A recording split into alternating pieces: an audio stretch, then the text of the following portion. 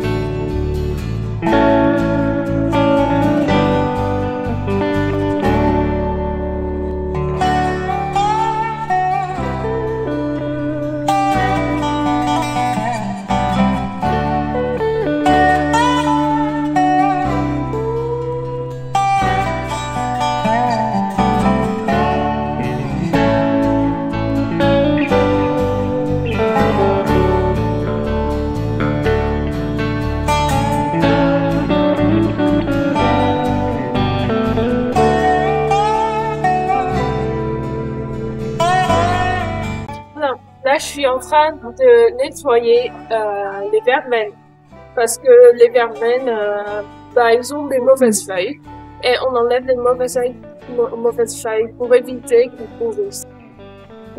Donc, on prend un ciseau et puis les feuilles et puis on coupe ce qui est là.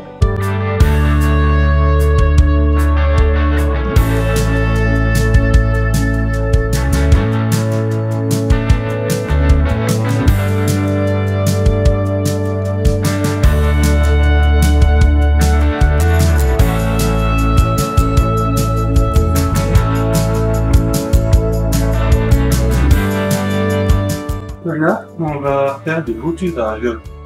Donc, ça consiste à vraiment, comme une plante là, à multiplier d'autres pieds, d'autres boutures, de la même variété que ça.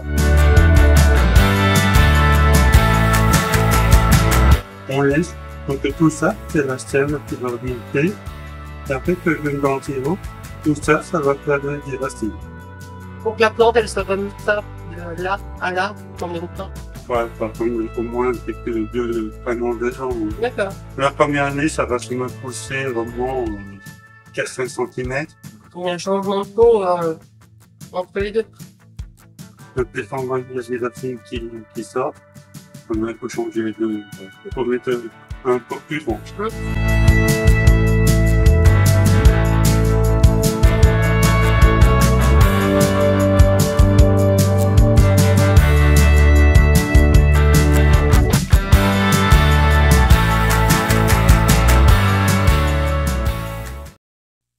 Maraîchage.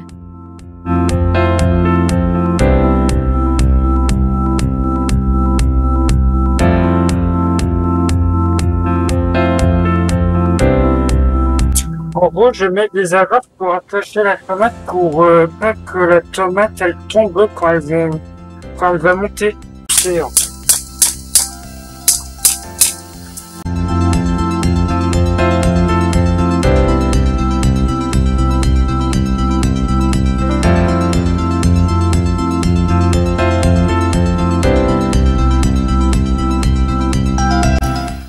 entre les tomates, on met soit des basiliques, soit des choux, soit des plantes plus petites pour qu'elle ait de l'ombre, pour pas qu'elle crame au soleil.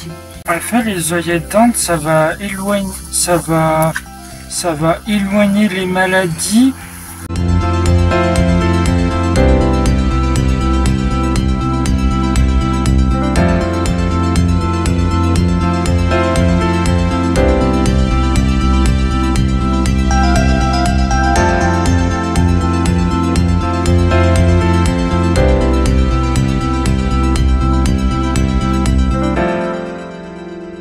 Alors on plante, on arrose, on apprend comment planter les poireaux, la rhubarbe, on éclaircit, de temps en temps on fait un peu de paillage, on fait pas d'autre. Les fraisiers par exemple, si les fraisiers ils ont le cochon, on les arrose beaucoup, on les paille, on fait attention que ne soient pas trop serrés les uns les autres, on ramasse les fraises.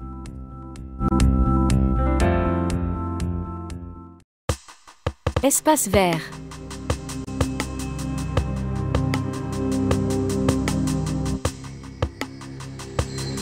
Atelier l'espoir vert.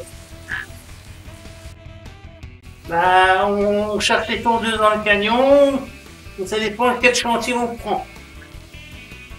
Si on taille, on prend les taillelles ou des... Voilà.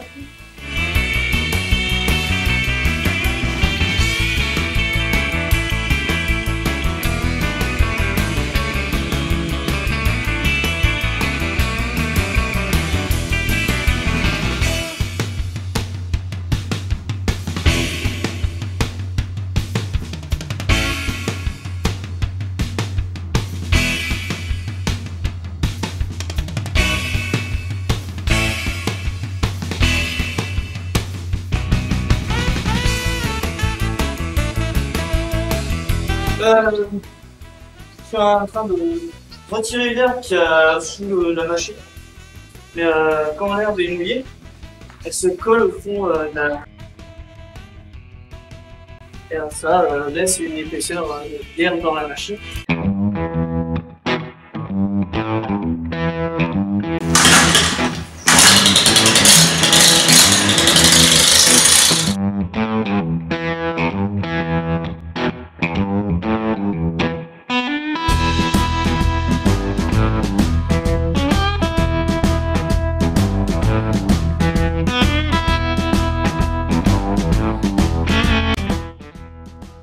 Là, vous préparez la tondeuse, préparez la courroie, le contrôle, les roues sont devant à 3. Mettre l'essence, voilà, préparer.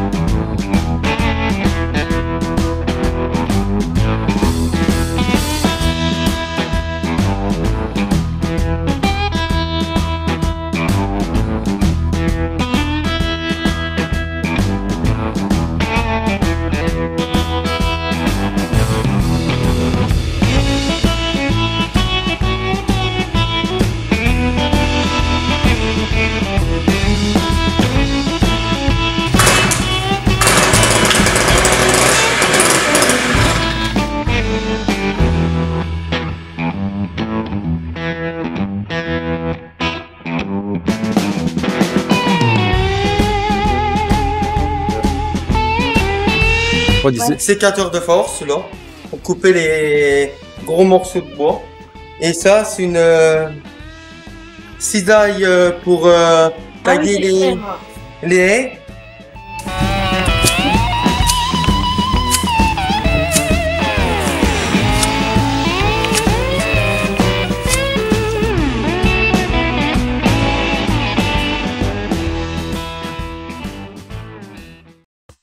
Atelier sous-traitance.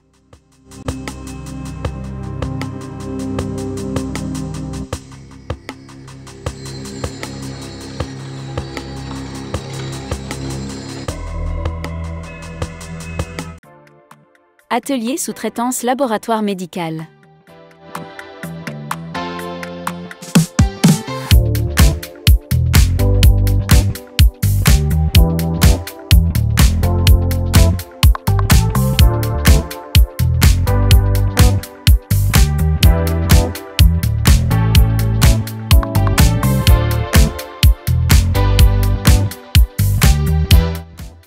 On fait du travail laboratoire, on met d'abord les feuilles, après on met, il y en a certains qui mettent des bleus, des blancs, des rouges, des violets. Après ça passe à quelqu'un. Nous on est obligé de savoir si c'est pas cassé, si c'est pas fissuré, si faut pas toucher avec les doigts, faut pas toucher les doigts avec en haut, faut les prendre par en dessous parce que c'est pour l'hygiène des personnes qui font les prises de sang.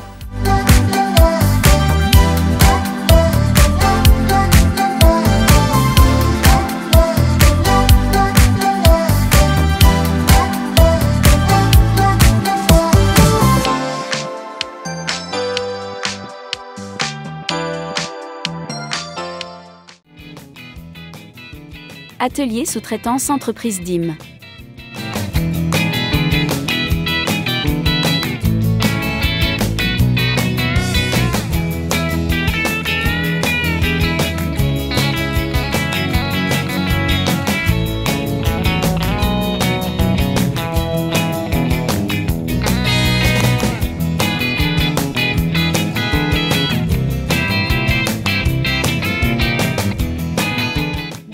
Trier des sacs de l'entreprise DIM, où c'est des sacs qui sont considérés pour les collants.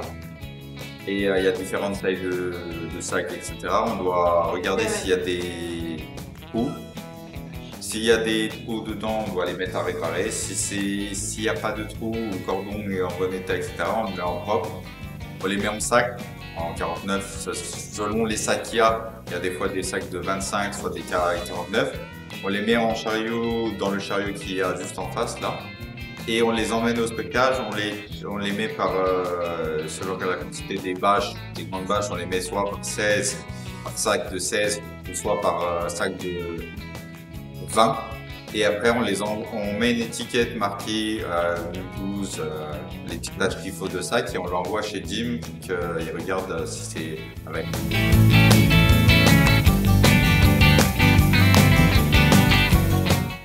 Vérifier les trous, le cordon, puis aussi la forme aussi.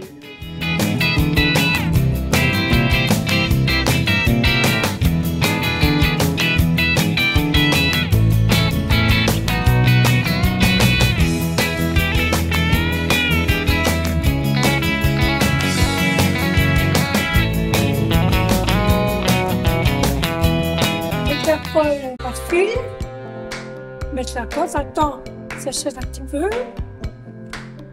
Après, tu mets ici, et pour que l'encre diminue.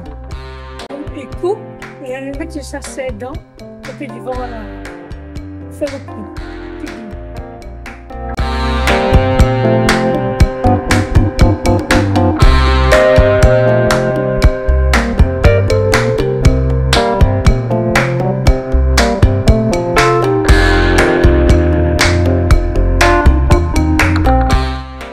Atelier sous-traitance entreprise Nexty.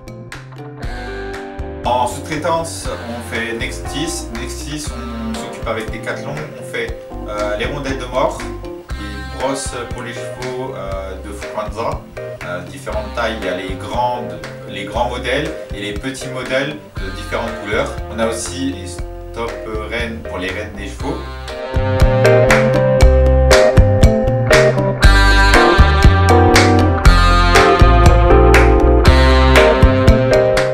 Ça, c'est pour, vous savez, les coureurs. Les gourdes. Je vous l'avais dit, vous pas de fric. Une gourde, il y a l'exemple qui est là-bas. On fait tout ça, normalement. Les brosses, c'est brosses à chevaux aussi, là. Ça, c'est pour les chevaux aussi, ça fait les morts. Et puis, ce que vous avez vu tout de suite, là, c'est le tuyau qui va là. Et puis eux, à l'usine, ils font le reste. On fait toujours les tétines en cartonnette. On les met en cartonnette, on les met en pack de 5 jusqu'à 50. Des fois, on a des quantités de 10 000 étris ou des 1000 tétines à faire. On prend notre temps de le faire, mais on le fait bien pour que le client soit satisfait, le professionnel soit satisfait et que notre travail soit bien.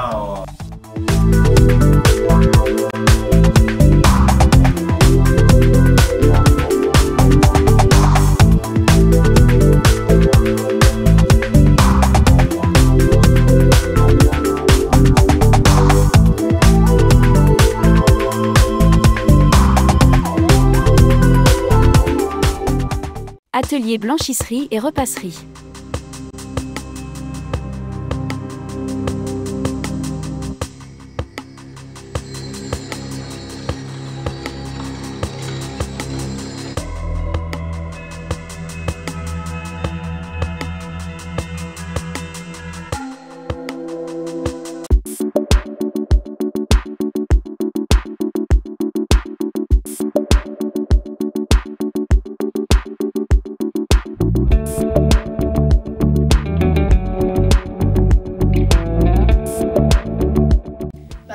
travail, en fait, c'est de laver le linge des clients particuliers et pareil pour les gîtes.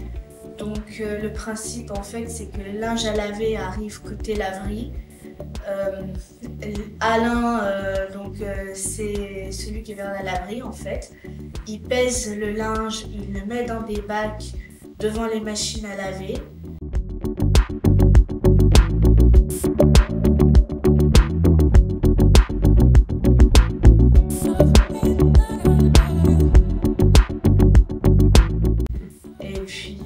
Après, dès qu'on récupère le linge lavé, on le met à sécher dans les séchoirs.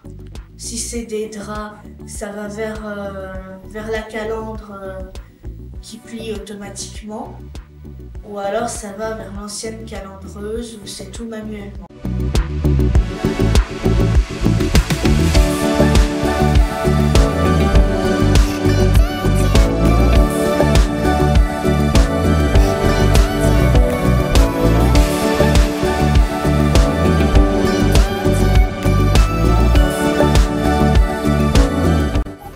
C'est le lycée militaire, donc c'est leur chemise. Donc les chemises, là dans une barre, je les mets sur je prends un sein et après je les mets sur la barre. Dès que j'ai fait tout ça, après je vais à repasser la barre et je repars.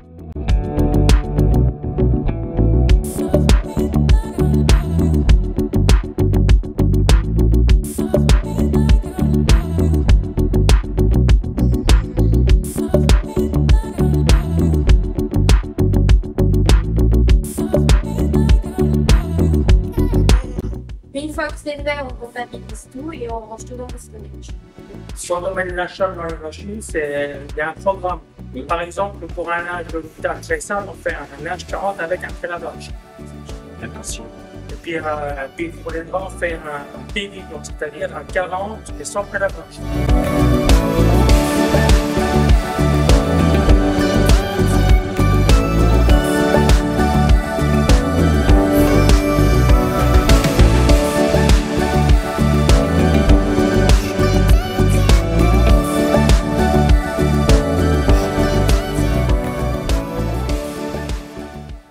Cuisine et self-service.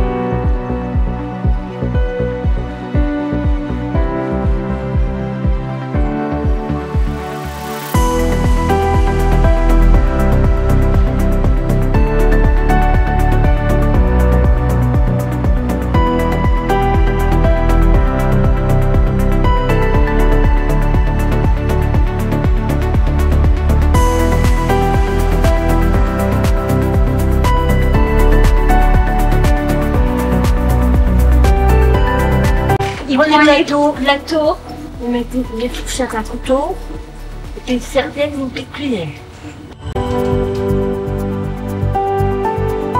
C'est nous qui sert, oui.